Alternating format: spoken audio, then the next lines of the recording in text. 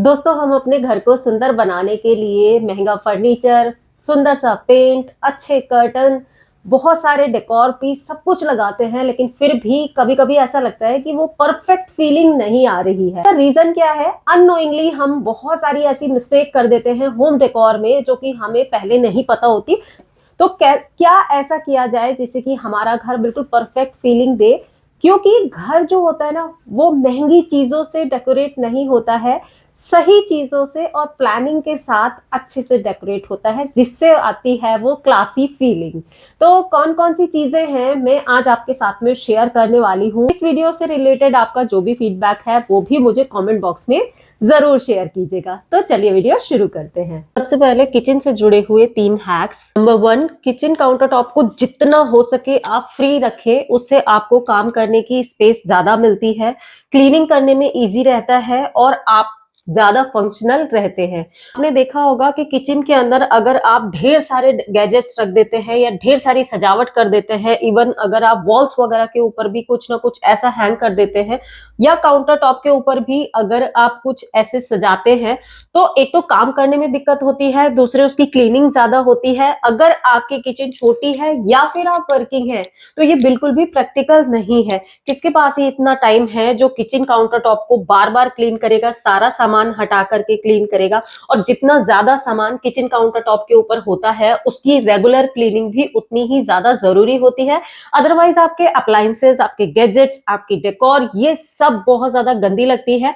और जब वो गंदा होता है ना, उसके ऊपर डस्ट डर्ट वगैरह होती है, ऑयल वगैरह आता है, तो वो बिल्कुल मैसी सा लगता है और वो फिर क्लटर दिखने लगता है। कॉर्नर्स को आप यूज कर सकते हैं इस तरीके से डेकोरेट करने में। कॉर्नर्स में आप शेल्फ लगा सकते हैं, डेकोर रख सकते हैं, गैजेट्स रख सकते हैं। बाकी का स्पेस जितना भी है आप उसको क्लीन रखें, इससे आपके स्पेस ज्यादा मिलता है। नंबर 2, किचन के अंदर अगर लाइट कम है, क्या होता है ना, कई जगह कहीं पर भी हमने हैंग किया, बल्ब लगा दिया या फिर लैंप लगा दिया या फिर ट्यूबलाइट लगा दी, वो उतनी ज्यादा अच्छी नहीं लगती। उसकी जगह अगर आप यहाँ पर किचन काउंटर टॉप के नीचे इस तरीके से लाइट लगा देंगे तो वो ज्यादा क्लासी लगती है, ज्यादा प्रैक्टिकल है और आपको काम करने में इजी रहेगा। रोशनी भी इससे प्रॉपर आती है जो कि काफी अच्छी लगती है और स्मार्ट लुक भी देती है किचन को। तीसरा और जरूरी हैक ये है कि अगर आपके किचन में लाइट नहीं आती है या कम आती है तो आप हमेशा किचन के अंदर ना लाइट कलर यूज करें। वॉल पेंट वगैरह जो भी है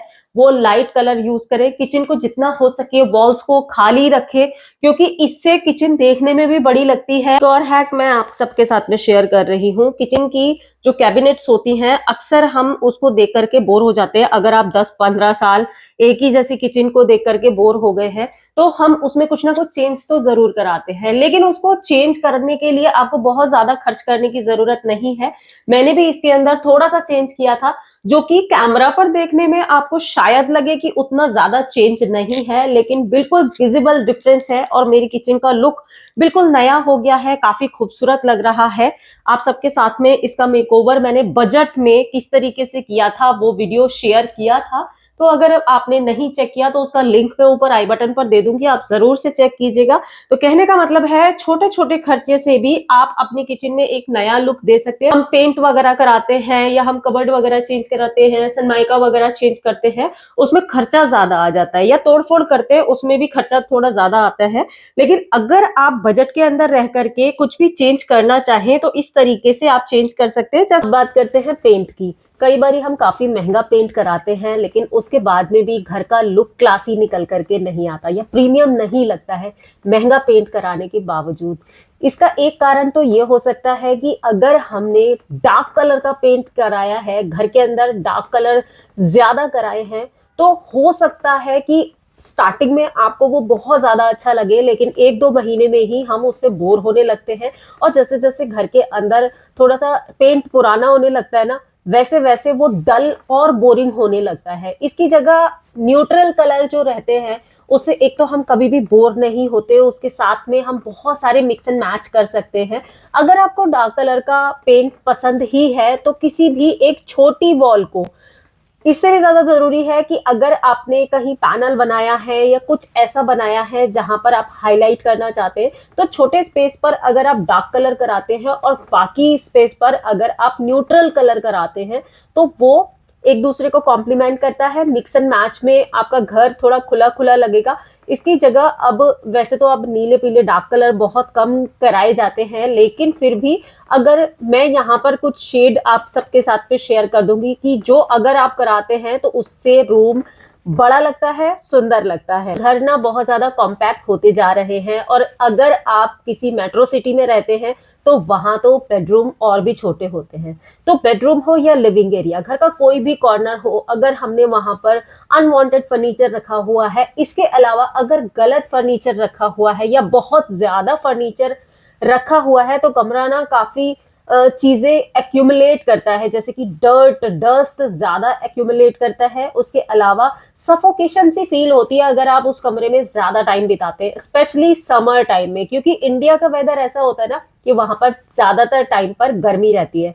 और आप नोटिस कीजिएगा, किसी भी रूम में अगर ज्यादा फर्नीचर होता है और उसमें अगर 2 या 3 लोग भी आकर के थोड़ा टाइम स्पेंड करते हैं, तो वहां पर ना एक अजीब सा सफोकेशन होने लगता है और क्लटर रूम ज्यादा दिखता है। तो कोशिश करें कि रूम में इतना ही फर्नीचर रखा जाए जितना कि उसमें जरूरत है। हम लोग अक्सर क्या करते हैं, रूम को सुंदर बनाने के लिए उसके अंदर बहुत सारी चीजें रख देते हैं। अगर आप सोशल मीडिया को स्क्रॉल करेंगे, इंस्टाग्राम वगैरह पर देखेंगे, तो इंस्टाग्राम वर्दी जो घर होते हैं ना, वो केवल इंस्टाग्राम तक ही अच्छे लगते हैं।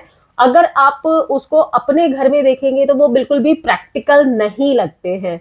आप अगर इमेजिन करिए अपने घर में वो सारी चीजें, इंस्टाग्राम पर अगर आप देखोगे तो उन्होंने कर्टन किसी और कलर के लगाए हैं और बहुत कलरफुल सा घर होता है, लेकिन रियल लाइफ में वो सारी चीजें बिल्कुल भी प्रैक्टिकल नहीं है। तो कहते हैं ना, दिखावो पर न जाओ, अपनी अकल लगाओ।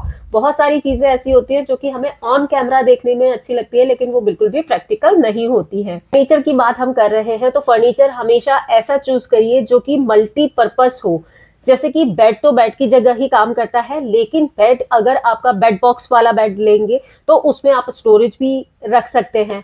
दूसरी चीज, अभी मेरे साइड में साइड टेबल रखी है, बेड साइड टेबल में बहुत सारे ऑप्शन आते हैं। तो अगर आप कोई स्टोरेज वाली बेड साइड टेबल को लेंगे तो उसमें आप स्टोर भी कर सकते हैं, इक्वल आपका स्पेस ऑक्यूपाई होता है, लेकिन आपका मल्टीपल यूजेस उस चीज के हो सकते हैं। अब मेरी ये जो बेड साइड टेबल है उसको मैं कई जगह पर और भी यूज कर सकती हूँ। इस चीज को ध्यान में रख करके कोई भी फर्नीचर को हमें सिलेक्ट करना चाहिए। हम सबके घर में ना बहुत सारे फर्नीचर ऐसे होते हैं जो कि हमने बहुत साल से रखे होते हैं, लेकिन हमारे यूज में नहीं आते, क्योंकि उनसे हमारी कोई ना कोई मेमोरी जुड़ी होती है। अगर कोई एक या 2 पीस ऐसे हैं जो कि थोड़ा कम स्पेस ले रहे हैं, तब तो फिर भी ठीक है, लेकिन फिर भी मैं उस चीज को बोलूंगी कि अपना मोह जो होता है ना, बहुत ज्यादा पुरानी चीजों से, चाहे वो कपड़े हैं, फर्नीचर है, घर में कोई भी ऐसी चीज है जो कि आपकी 3-4 महीने, 6 महीने, साल भर से यूज में नहीं आ रही है, तो उसको अगर आप डिक्लटर करेंगे, स्पेस बनेगा आपका।